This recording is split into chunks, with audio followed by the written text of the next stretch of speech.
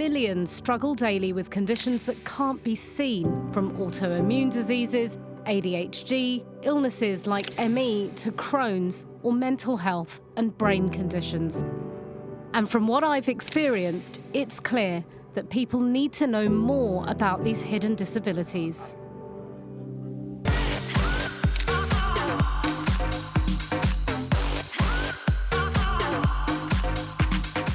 James has dystonia, a neurological disorder. He's 38 years old. My speech is slurred and disoriented, and I find it hard to eat. It causes spasms and contractions, but James wants people to understand his condition, so started a social media account. He's now had 14 million likes on TikTok. Yes, I'm always smiling. On social media, I get a lot more love than hate. People have said some really awful, outrageous things. Yeah. What's that been like? Horrendous. And the lady hit me, you are a good-looking lad, saying about your disability. Life wasn't always like this for James. His condition seriously began to deteriorate 14 years ago, and he was forced to quit his job as a heating engineer. To have no name to my condition is hard, but I felt like a fake. It's mentally hard. Now he's retrained as a fitness coach with a mission to focus his help on people with various disabilities to get physically stronger and have a more positive outlook. It makes me so happy. I can't explain it. It gives me a purpose in life.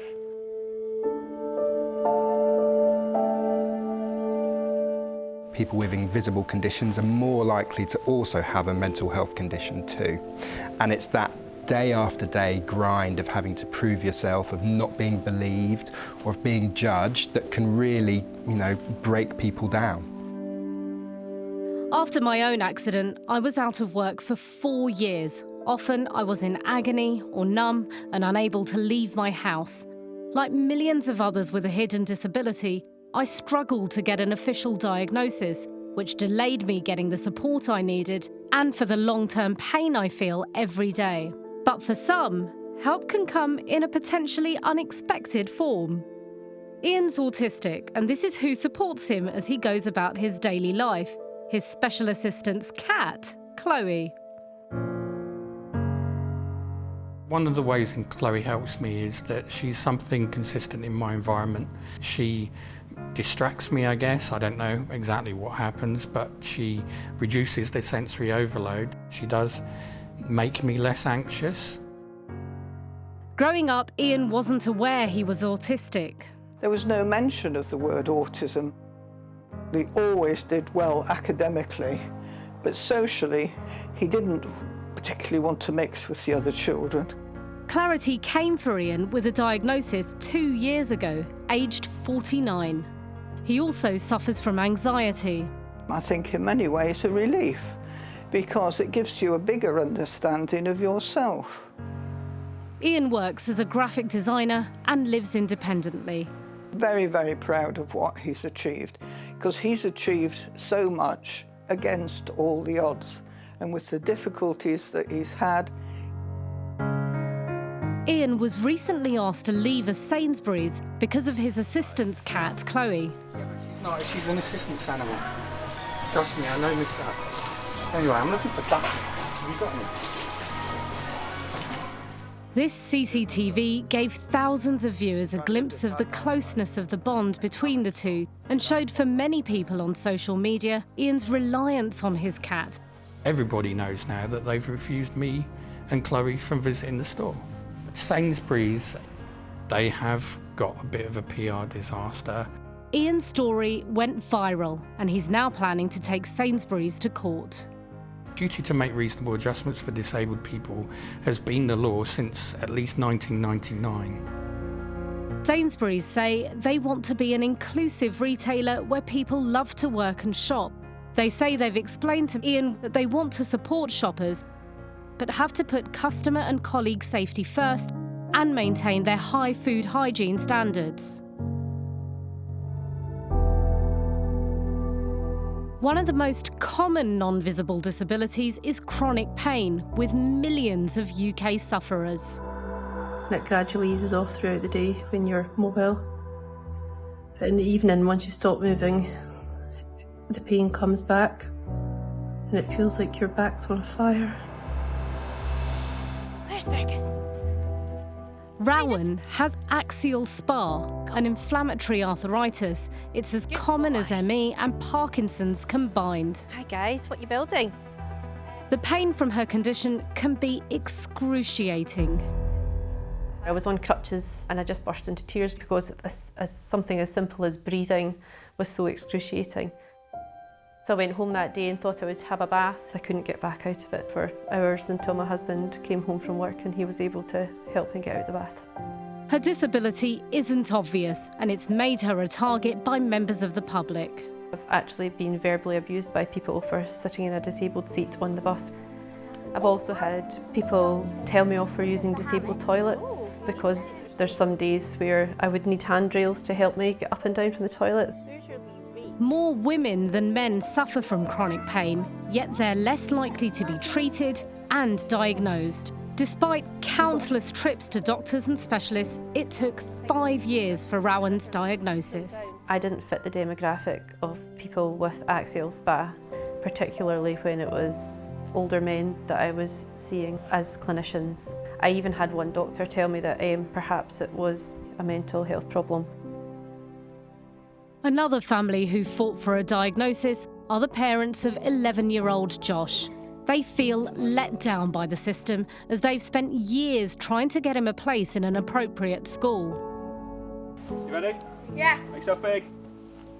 Joshua is loving, he's caring, he's helpful, he's mischievous, he's all the things a normal boy is. All hell breaks loose to you, Daddy. Ah! His parents waited months in the education system to get him a diagnosis. In the end, they paid a psychiatrist privately to find out he is at the higher end of the autism spectrum. Josh's traits are what some experts call pathological demand avoidance.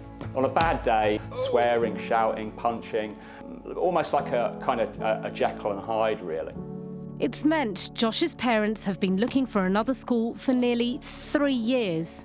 The mainstream sector, a lot don't understand his invisible disability and he gets put down as naughty.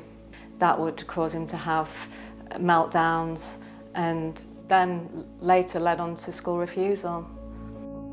And it's been a really challenging time. It's affected him, and you know, to see him deteriorate and really not having that support there, it's been very hard, very hard. Sorry.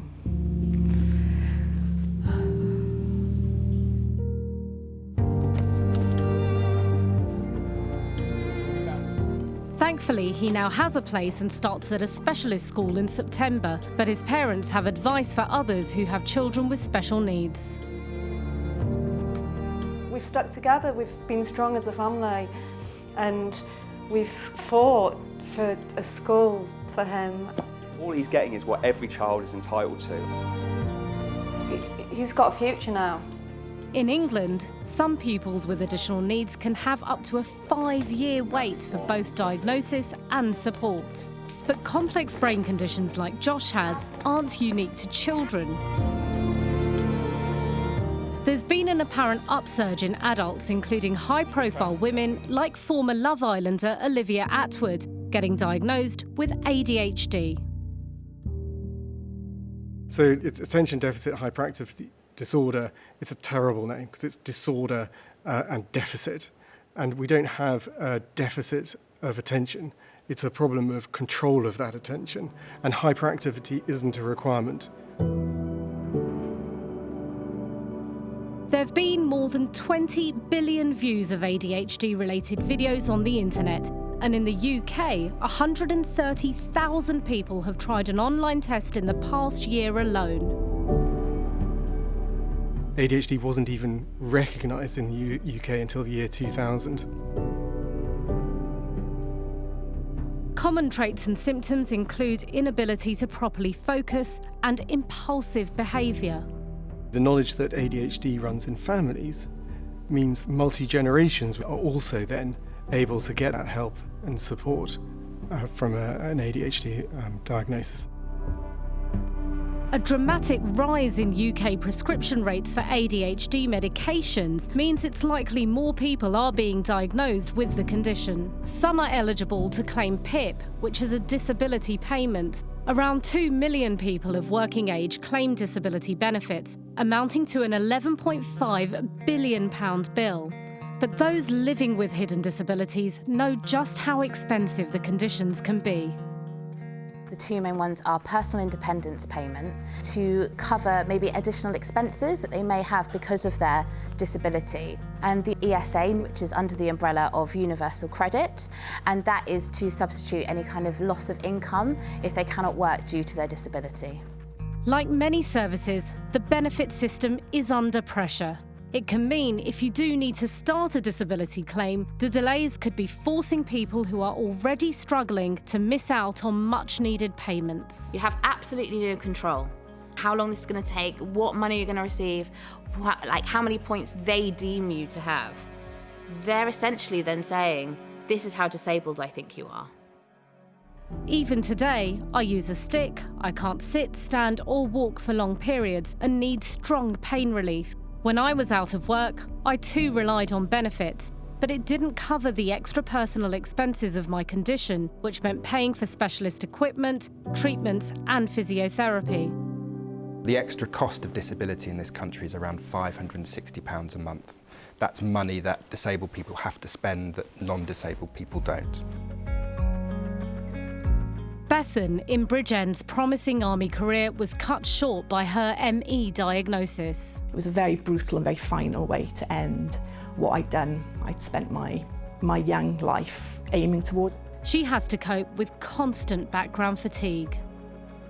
When I do things over and above my baseline of activity, it's extreme fatigue, pain. It's more like having flu. Wanting to help others, she retrained as a mental health counsellor and lecturer, and with some reasonable adjustments, now hopes to work part-time. Because with my work, I can continue to afford to pay my mortgage, to live independently, but hopefully just managing the condition. But when she relied on benefits, she found the application a nightmare.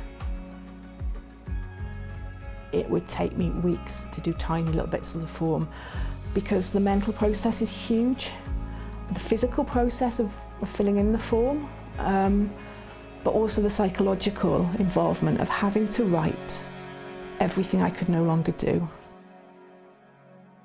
I found my own PIP assessment traumatic and humiliating. They ask you questions like, can you wash certain parts of your body or go to the toilet alone? Now, I know they need to ask those questions to get you the help that you need, but it was robotic and frankly, lacking in a bit of humanity and just a little bit of compassion.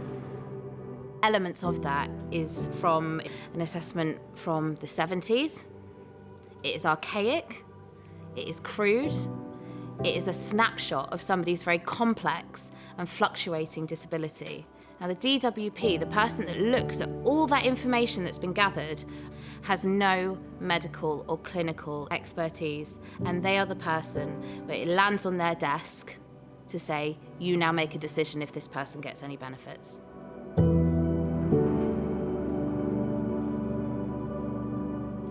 And Lauren in County Down, Northern Ireland, has also found the benefits process challenging. I have a long-term, lifelong, chronic disability, so it wasn't just going to get better. My brain is damaged. 10 years ago, a roller derby accident left her with a traumatic brain injury. I did attempt to go back to work initially, and it was only after presenting at my GP with panic attacks that then I started to realise that there was more to this. Unable to work, suffering serious long-term conditions, she needed an official benefits assessment. These assessments are carried out by a healthcare worker, not necessarily a doctor. So you're kind of walking this tightrope between too disabled and not disabled enough, and you're given money so you can live independently, and yet if you live independently, that's like a mark against you in the assessment. Lauren felt she was entitled to some benefits, so she decided to fight the decision at a court tribunal. Nearly £450 million worth of taxpayers' money has gone on disability benefit appeals in the past 7 years, with more than 2/3, like Lauren's, being successfully overturned. You are made to feel like you are lying, like you have to beg to exist. It's re-traumatising, having to go to court for this small bit of money. A Department of Communities for Northern Ireland spokesperson said the Minister's priority is to ensure those claiming PIP are treated with dignity and compassion, and there have been improvements in assessments and case audits are now in-house. What we really need to see is some principles embedded in the system that will treat people fairly, it will treat them with kindness, and it will support them to understand their condition rather than trying to catch them out. It's estimated over 500,000 people are dealing with the inflammatory bowel disease, an invisible disability, Crohn's, and 35-year-old Dexter Ludeman is one of them. His hidden condition has caused problems in his day-to-day life, like on one occasion going through airport security. Because of my colostomy bag, they obviously thought it was something else I was carrying. So all the security guards pulled me out the line, took me to a room on my own, basically patted me down, took my shirt off, was rummaging around. It was actually quite humiliating. And mid-flight on his honeymoon, he nearly got into bother with the cabin crew. For someone who has my condition,